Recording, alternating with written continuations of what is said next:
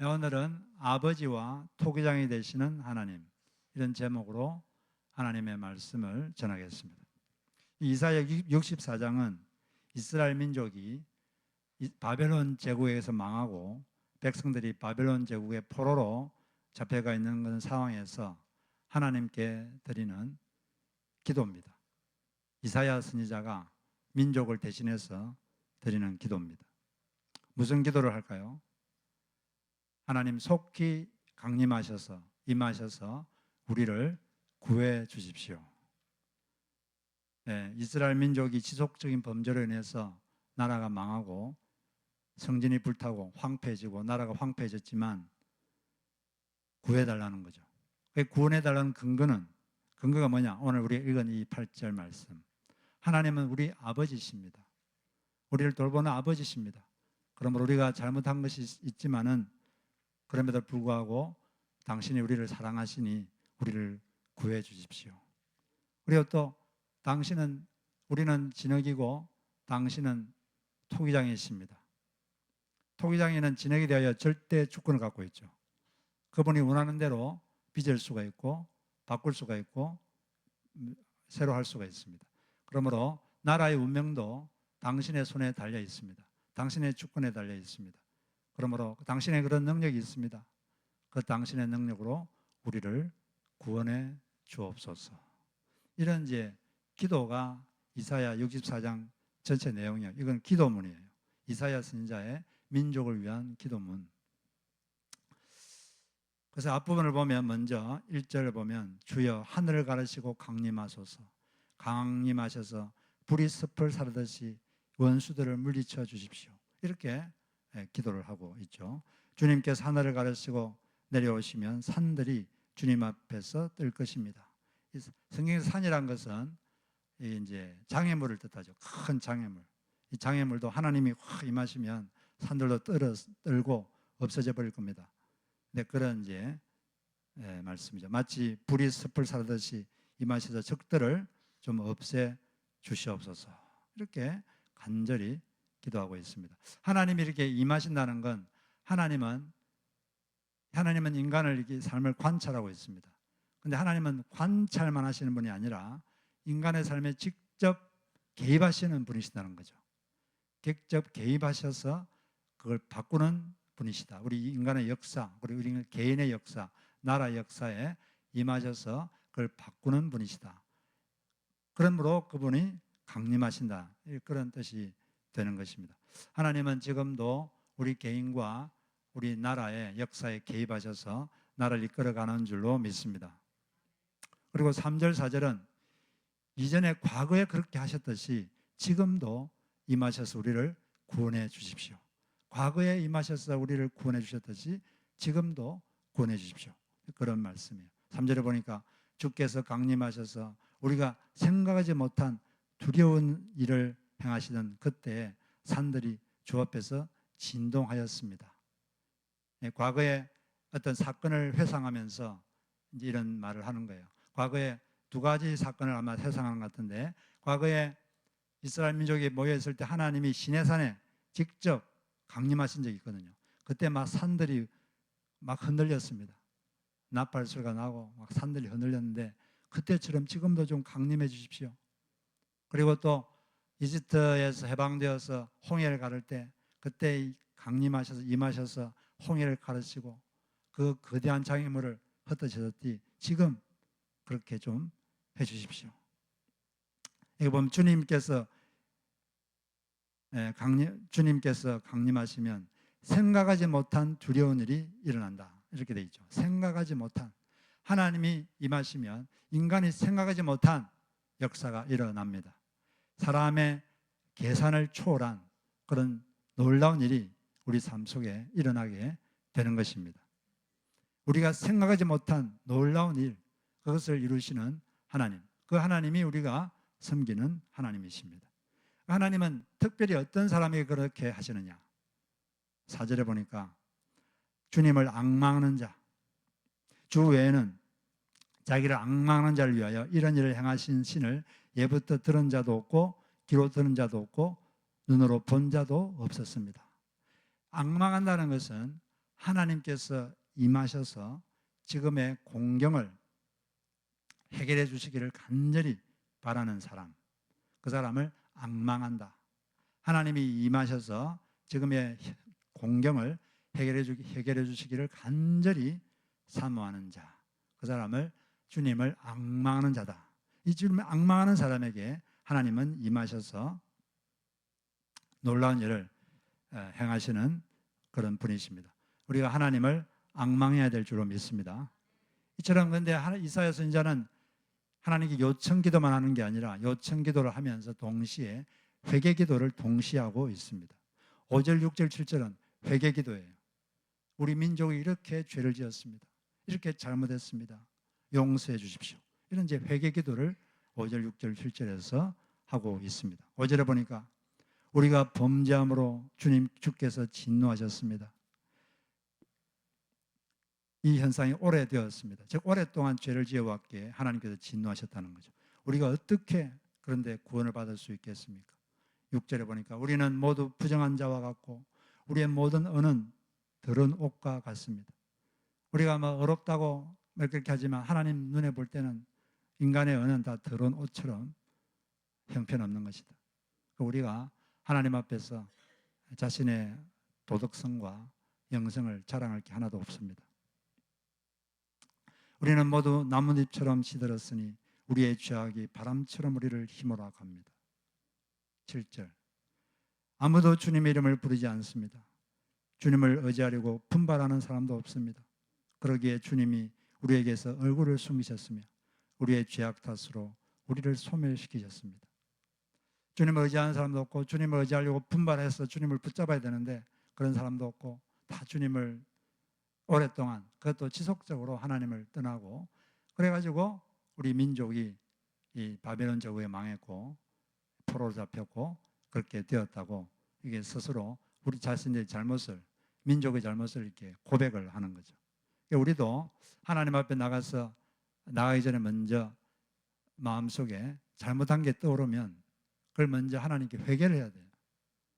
회개를 하고 그 다음에 하나님의 도움이 필요한 게 있으면 요청을 해야 됩니다. 그게 순서입니다. 그런데 우리가 저지른 잘못 중에서 하나님께만 잘못하는 게 있어요. 예를 들어서 우상숭배 이런 건 하나님께 잘못하는 거죠. 그런 건 하나님께만 하나님 죄송합니다. 잘못했습니다. 용서해 주십시오. 이러면 되는데 근데 우리가 저지른 잘못의 많은 부분은 사람에게 잘못하는 게 많아요. 사람에게. 그러면 이런 경우는 어떻게 해야 될까요? 사람에게 잘못했을 때는 하나님께만 가가지고 하나님 죄송합니다. 그러면 되겠습니까? 안 되겠습니까? 정답. 안 되죠. 사람한테 잘못했으면 하나님께도 회개하고 사람에게는 사과하고 이 두 가지가 동시에 돼야 돼요. 그래야지 그 문제가 온전히 해결이 되는 것입니다. 왜냐하면 그래서 이 예수님도 그런 말을 했죠. 그 마태복음 5장 23절, 24절 유명한 말씀인데 예물을 제단에 드리다가 거기에서 내 이웃에게 원망들을 만한 일이 있다고 생각나면 그 예물을 제단에 두고 먼저 그 형제에게 가서 그 이웃에게 가서 그와 먼저 화해하라. 화해한 다음에 그 다음에 와서 나에게 예물을 드리라. 나에게 예배를 드리라. 이렇게 말씀을 했습니다. 그렇기 때문에 사람에게 잘못한 게 있을 때는 예배 드리기 전에 먼저 사람에게 사과하고 사과를 통해서 용서를 받고 그 다음에 또 하나님께 가서 하나님께 회개하고 그런 다음에 우리가 하나님께 도움을 청할 때 하나님의 역사할 줄로 믿습니다. 그런 다음에 이렇게 죄를 고백한 다음에 이제 하나님께 요청하는 거죠. 9, 10, 11, 12 그거 보면은 하나님 우리 성전이 황폐해졌습니다. 나라가 황폐해졌습니다. 그런데 왜 하나님은 가만히 계십니까? 우리를 좀 구해 주십시오. 가만히 있지 마십시오. 이렇게 요청을 하고 있습니다. 그런데 이렇게 요청하는 근거가 8절 아까 우리 읽은 말씀 8절 그 근거가 뭐라 그랬죠? 그러나 여호와여 그러나 여호와여 여호와는 우리의 아버지십니다. 그러나가 중요하죠. 그러나 그럼에도 불구하고 우리가 잘못했음에도 불구하고 하나님 당신 우리 아버지가 아니십니까? 우리를 사랑하는 아버지가 아니십니까? 우리를 돌보시는 아버지가 아니십니까? 그러므로 우리를 구해 주시옵소서. 그리고 당신은 우리의 토기장이 아니십니까? 우리를 당신의 뜻대로 구해 주옵소서. 이렇게 간구하고 있는 것입니다. 여기서 이 말씀에서는 하나님은 우리의 아버지시고 우리의 토기장이시다. 이 두 가지를 분명하게 말하고 있습니다. 하나님은 우리의 아버지십니다. 그런데 구약시대 때 이스라엘 민족들은 하나님을 집단적으로는 그분 자기들의 아버지다 이렇게 믿었지만 개인적인 아버지로는 이걸 받아들이지 못했어요. 그런데 예수님께서 오셔서 하나님이 예수 믿는 자의 개인적인 아버지다 이걸 가르쳐 주셨습니다. 그래서 예수님께서는 기도할 때마다 항상 그 기도의 대상을 기도를 할 때 맨 첫 마디가 뭐로 시작하셨을까요? 기도를 하면은 기도의 대상이 있어야 되잖아요. 항상 아버지여 이렇게 시작해서 아버지여, 아버지여 또는 아빠, 아바 이건 아빠거든요. 어떨 때는 아빠 이렇게 부르시고 기도하시고 어떨 때는 아버지여 이렇게 기도하셨어요. 요한복음 17장 1절에 보면 이거는 이제 예수님이 체포당하기 직전에 드린 긴 기도문인데 그 첫 마디가 뭔지 알아요? 첫 마디가 아버지여 때가 이르렀사오니 아버지여 아빠 아빠로 부르겠습니다. 그 다음에 또 11장 마태복음 11장 25절에 그때도 이제 기도하시는데 그때 예수께서 대답하여 이르시되 천지의 주제이신 아버지여 이것을 지혜롭고 슬기 있는 자들에게는 숨기시고 어린아이 같은 자들에게는 나타내심을 감사하나이다. 이때 이제 기도하는 건데 이때도 천지의 주제신 아버지요 하나님을 아버지라고 이렇게 말하고 있습니다. 그리고 또 마태복음 26장 39절에 예수님이 체포당하기 직전에 또 게세마네 동산에서 기도한 건데 그때 이렇게 조금 나아가서 얼굴을 땅에 대시고 떨어 기도하여 이르시되 내 아버지여 my father 만일 할만하시거든 이 잔을 내게서 지나가게 하옵소서. 그러나 나의 원대로 마시옵고 아버지의 원대로 하옵소서. 아버지요. 저도 이 기도할 때 아버지요, father 이러면 자주 감동이 옵니다. 제가 아는 어떤 목사님은 기도할 때 처음에 한 30분은 그냥 아버지요 불쌍히 여겨 주십시오. 이거만 한 30분 그렇게 한대요. 그러면 이게 감동이 임하고 그 다음에 이제 기도하신다고 하시던데 아버지 우리가 기도하는 데서 아버지인 줄로 믿습니다. 우리는 하나님을 아버지로 모시고 있는 거예요. 저 멀리 계신 분이 아니고 정말 우리를 자식으로 생각하는 그 아버지가 우리 하나님 우리 아버지입니다. 그렇다면 우리가 뭐가 겁날 게 어디 있습니까? 할렐루야. 겁날 게 없죠. 그런데 아버지는 큰 두 가지 임무가 있어요. 아버지는 큰 두 가지 임무가 있는데 첫째는 돌보는 거죠. 자식을 돌보는 거고 두 번째는 자식을 훈련시키는 것. 이 두 가지를 아버지가 합니다. 이 자녀 양육도 마찬가지죠. 이 부모님들이 자녀를 잘 양육하려면 이 두 가지를 잘하면 되죠. 먼저 자식을 무조건적으로 사랑해주고 둘째는 삶의 원칙을 가르치고 그 원칙을 지키도록 훈련하는 것. 이 두 가지가 균형이 맞춰져야 됩니다. 그런데 사랑만 해주고 이 삶의 원칙을 안 가르치고 그러면은 나중에 자라면 면역력이 떨어져요. 너무 곱게 자란 애들은 삶의 면역력이 떨어집니다. 애들이 불쌍하다고 안쓰럽다고 그냥 할 것 다 해주고 원하는 대로 다 해주면 당장은 좋아 보이지만 면역력이 떨어지죠. 면역이라는 게 뭡니까? 병균이 들어오면 물리치는 힘인데 삶이 살다 보면 나이가 자라면 삶이 어려움이 옵니다. 어려우면 이걸 잘 이겨내야 되는데 너무 곱게 자란 애들은 이걸 이길 힘이 없어요. 그래서 어릴 때는 좀 적당한 고생도 하고 어려움을 겪도록 하는 게 좋은 부모죠. 그래서 하나님도 우리를 훈련도 하시고 그렇습니다. 그런데 하나님은 기본적으로 우리를 사랑하시는 분이시죠. 우리를 사랑하시기 때문에 우리의 필요한 걸 다 아시고 하나님께서 공급하고 있습니다. 우리가 우리 상황이 어떻든 상관없이 하나님이 우리를 향한 기본 감정은 뭘까요? 사람은 기본 감정이라는 게 있거든요. 기본 감정, 바닥에 깔린 감정, 핵심 감정, 그게 있는데 하나님께서 우리를 보실 때 가지고 있는 기본 감정, 핵심 감정이 뭘까요? 우리가 어떨 때는 하나님 앞에 잘못할 때도 있고 잘할 때도 있고 이럴 때도 있고 저럴 때도 있고, 그런데 언제나 상관없이 하나님의 우리를 향한 기본 감정은 사랑입니다. 여러분들이 여러분 자식들 볼 때 기본 감정이 뭡니까? 사랑. 자식들이 말 안 들어도 속은 썩지만 그래도 기본 감정은 늘 사랑하는 거죠. 하나님도 똑같아요. 여러분들이 좀 잘못한다고 해서 여러분들이 하나님이 여러분을 미워하는 게 절대 아닙니다. 하나님께서 우리를 가끔씩 징계하실 때도 있는데 그것은 사랑하니까. 제가 금요일 저녁 예배 때 말씀드렸지만 어떤 분이 자기 아들 20대 아버지가 막 마약을 하는 걸 봤을 때 막 두드려 팼어요. 두드려 패면 울면서 두드려 팼습니다. 그리고 나서는 또 서로 부둥켜 안고 통곡을 했습니다. 그 자식이 잘못되니까 너무 가슴이 아픈 거죠. 사랑하니까 그런 거죠. 하나님은 항상 우리를 사랑하십니다.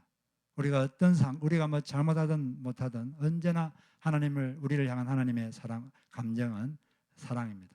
그 사랑으로 모든 것을 하시는 것입니다. 그분이 우리를 사랑하시기 때문에 우리의 필요를 아시고 우리에게 필요한 것을 때에 맞게 다 채워주시고, 어떨 때는 우리가 원하지 않는 방법으로 채울 때도 있지만 여하튼 필요한 걸 다 채워주십니다. 기독교 역사에 보면 성 프란시스코라는 분이 계신데 이 아버지는 큰 포목상을 경영해서 돈을 많이 번 거부였습니다. 그는 자기 아들이 자신의 사업을 훌륭하게 이어가기를 바랬습니다. 그런데 이 프란시스코는 부잣집 아들로 태어나가지고 예수님을 알기 전에는 아주 방탕하게 살았어요.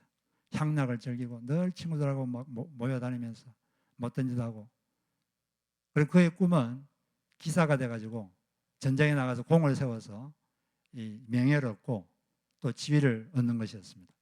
그런데 이제 그래서 공을 세우려고 전쟁터에 가다가 거기서 하나님을 만났어요. 하나님께서 나타나가지고 너가 사람을 섬기지 말고 주님을 섬겨라, 그런 이야기를 듣고 주님을 만나서 그때부터 삶이 바뀌었습니다.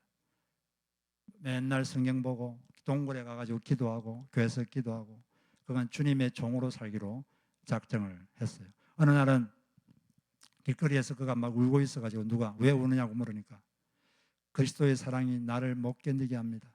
주님의 고난을 생각하면 눈물이 쏟아져서 견딜 수가 없습니다.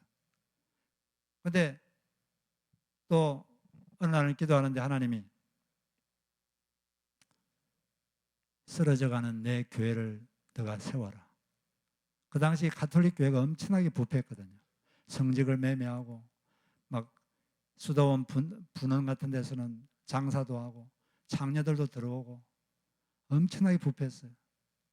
너가 좀 이 교회를 세워라. 그런 음성을 들었습니다. 그런데 아버지는 생각이 다르거든요. 자식에게 사업을 물려주고 싶은데 일은 안 하고 그저 맨날 성경 읽고 기도하고 그러니까 너무 화가 났어요.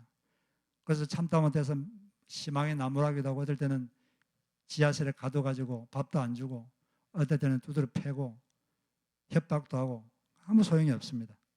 더 이상 참다 못한 그의 아버지가 그를 끌고 법관에 갔습니다. 그리고 이렇게 요구했어요. 이제 이놈은 저희 아들이 아니니 호적에서 이놈의 이름을 제거해 주십시오. 그래서 법관으로 있던 주교도 설득을 해봤지만 말이 안 돼서 이렇게 선언했습니다.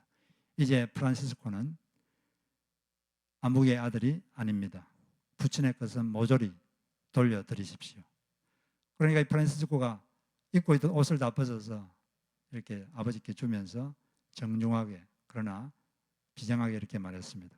이제부터 저는 하늘에 계신 유일한 아버지 그분만 섬기겠습니다. 앞으로는 하늘에 계신 아버지께서 저를 돌보아 주실 것입니다. 이렇게 하고 그는 그때부터 가난하고 낮고 청빈한 삶을 살았습니다. 이 워낙 교회가 부패했기 때문에 하나님께서 그의 낮고 가난하고 청빈한 삶을 통해서 교회를 깨우시려고 그런 삶을 살게 하신 것 같아요. 그의 삶이 겉으로는 좀 힘들어 보였지만 그의 삶을 통해서 13세기 유럽 교회가 확 깨어났어요. 그리고 큰 반향을 교회에 불러일으켰고 그를 통해서 많은 사람들이 진짜로 예수를 믿고 그는 교회에 훌륭한 일을 하게 됐죠.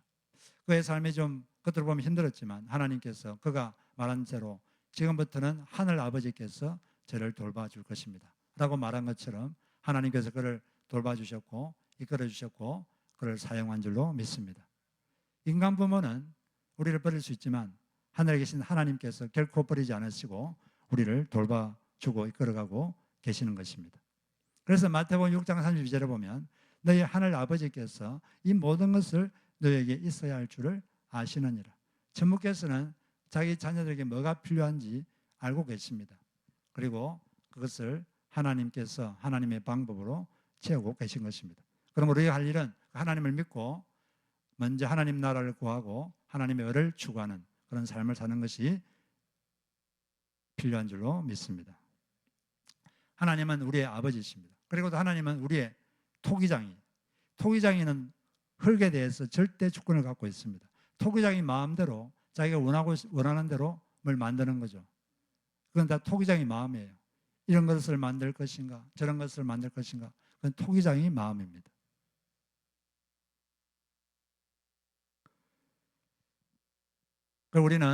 우리는 진흙이요 주는 토기장이시니 우리는 다 주의 손으로 지은 것입니다. 이런 고백을 하는 것이죠. 하나님은 이 사람의 토기장이기 때문에 그분이 원하는 대로 우리 삶을 결정할 권한이 있습니다. 어떤 사람은 하나님께서 천한 그릇으로 쓸 수도 있고 어떤 사람은 귀한 그릇으로 쓸 수도 있습니다. 거기에 대해서는 우리는 하나님께 말대답을 할 수가 없어요. 그건 그분의 고유한 권한입니다.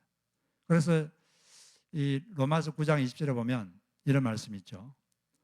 오 사람아 그대가 무엇이기에 하나님께 감히 말대답을 합니까? 만들어진 것이 만드신 분에게 어찌하여 나를 이렇게 만들었습니까? 하고 말할 수 있습니까? 토기장에게 흙 한 덩이를 둘로 나누어서 하나는 귀한 데 쓸 그릇을 만들고 하나는 천한 데 쓸 그릇을 만들 권리가 없겠습니까? 하나님의 고유 권한이라는 거죠. 그런데 바로 앞부분에 보면은 이 말을 하기 전에 바로 앞부분에 보면은 모세와 바로의 삶에 대해서 말하고 있습니다. 그런데 쭉 그 문맥을 보면 바로는 천한 그릇으로 쓰임 받았고 모세는 귀한 것으로 쓰임 받았다. 그런 내용이에요.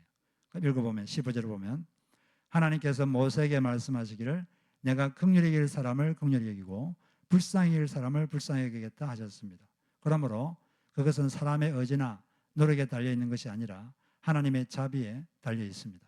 그래서 성경에 바로를 두고 말씀하시기를 내가 이 일을 하려고 너를 세웠다. 곧 너로 말미암아 내 능력을 나타내고 내 이름을 온 땅에 전파하게 하려는 것이다 하셨습니다. 그러니까 이걸 보면 바로 이집트 왕은 천하게 쓰임받은 그릇이고 모세는 하나님께 귀한 그릇으로 쓰임받았다는 거죠. 우리 사람이 볼 때는 그 당시에 최고로 귀한 사람이 이집트 왕이었어요. 모세는 아주 그냥 별거 아닌 것처럼 보였습니다. 그런데 하나님 눈에는 모세가 귀한 그릇이었고 그 사람들이 최고로 찾았던 그 이집트 왕은 아주 천한 그릇이라고 말하고 있는 것이에요. 그 사람이 보는 기준과 하나님 보는 기준은 다른 것이죠. 하나님 보시기에 여러분들이 귀한 그릇으로 쓰임받기를 바랍니다. 또 하나님은 어떤 사람은 금그릇으로, 어떤 사람은 은그릇으로, 어떤 사람은 나무그릇으로, 어떤 사람은 질그릇으로 만드십니다. 재료가 달라요. 재료가 다르다는 것은 그 사람이 타고난 재능이 다른 것이고 또 타고난 환경이 다른 것입니다. 그 사람들은 내가 금인지 은인지 나무인지 흙으로 만들었는지 여기에 관심이 많아요. 그리고 자기가 나무로 만들어서 왜 나는 은으로 안 만들고 왜 나는 금으로 안 만드는가? 그것 때문에 괴로워하고 그럽니다. 그런데 성경에서는 재료가 뭔가 그것에 신경 쓰지 말고 자기 그릇이 깨끗한가 거기에 신경을 써라. 하나님은 금이라고 쓰는 게 아니라 깨끗한 그릇을 쓴다. 그렇게 말하고 있는 것입니다. 그래 디모데후서 2장 20절부터 22절을 같이 한번 읽어보도록 하겠습니다. 자, 시작. 큰 집에는 금그릇과 은그릇만 있는 것이 아니라 나무그릇과 질그릇도 있어서 어떤 것은 귀하게 쓰이고 어떤 것은 천하게 쓰입니다. 그러므로 누구든지 이러한 것들로부터 자신을 깨끗하게 하면 그런 주인이 온갖 좋은 일에 용이하게 쓰는 성별된 귀한 그릇이 될 것입니다. 그대는 정욕을 피하고 깨끗한 마음으로 주님을 찾는 사람들과 함께 의와 믿음과 사랑과 평화를 쫓으십시오.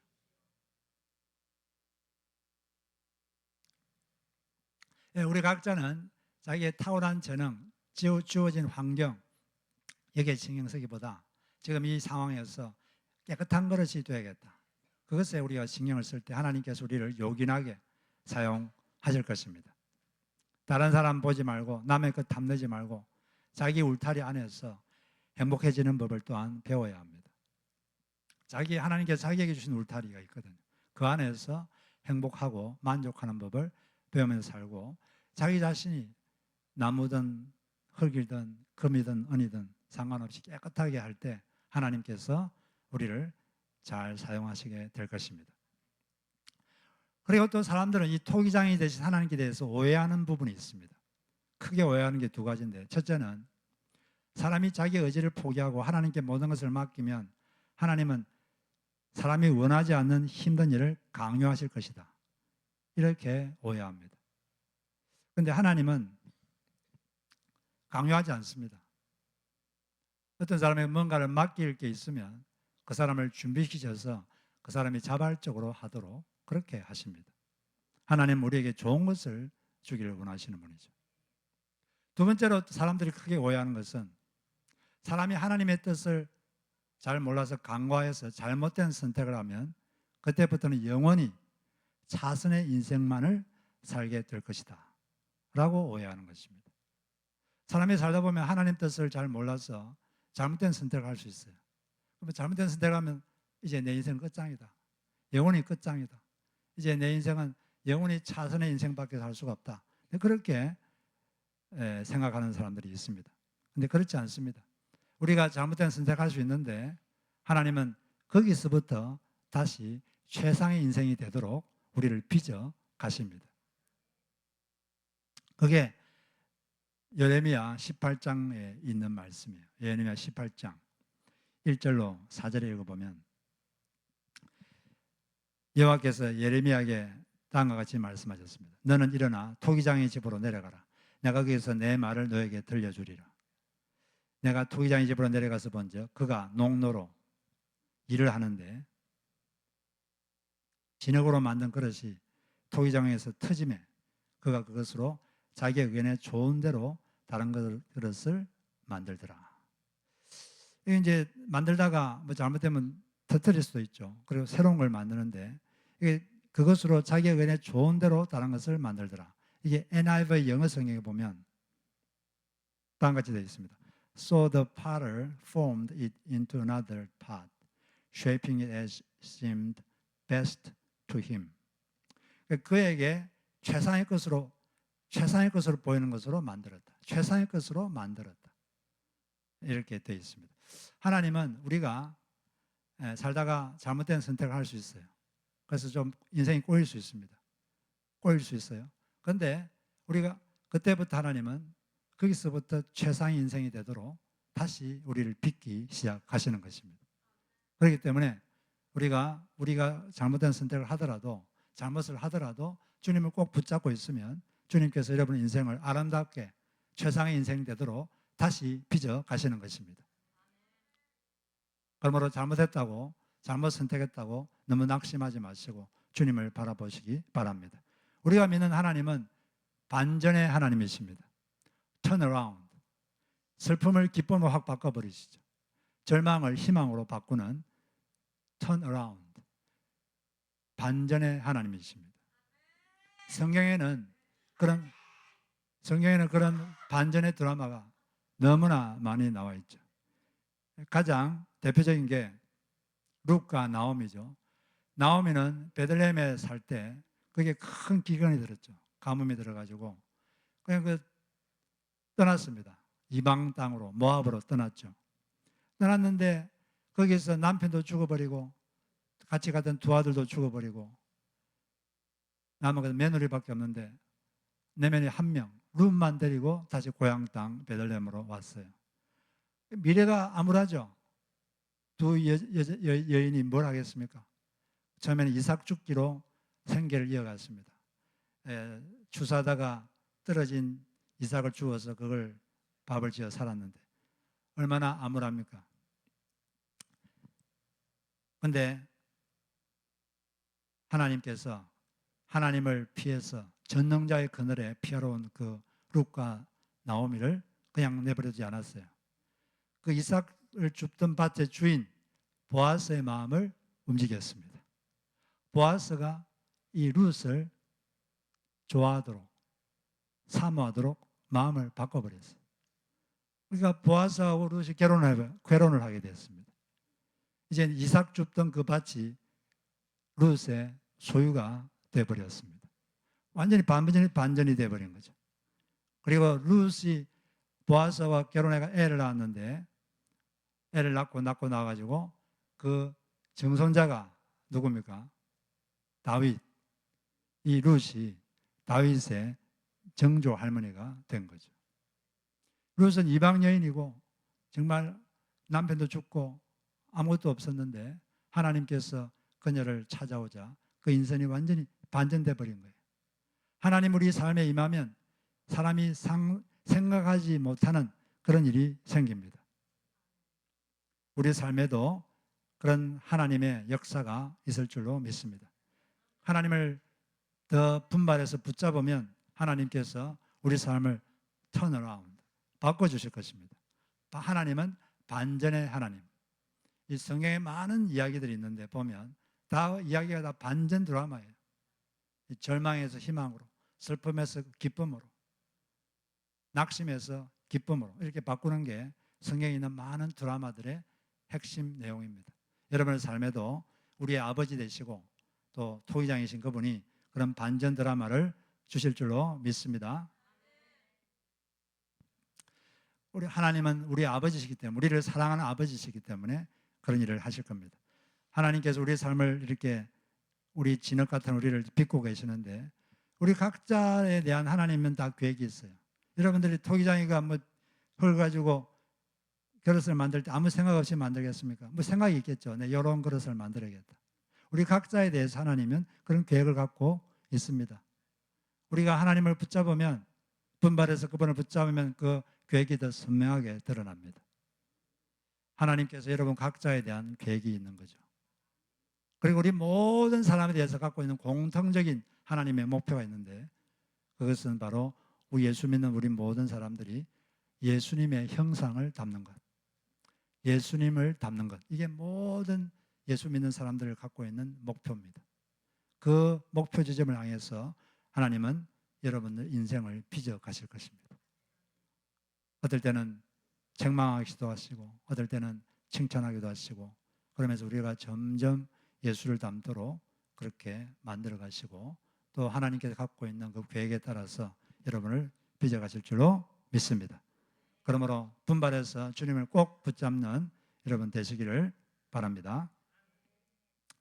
우리 시간에는 우리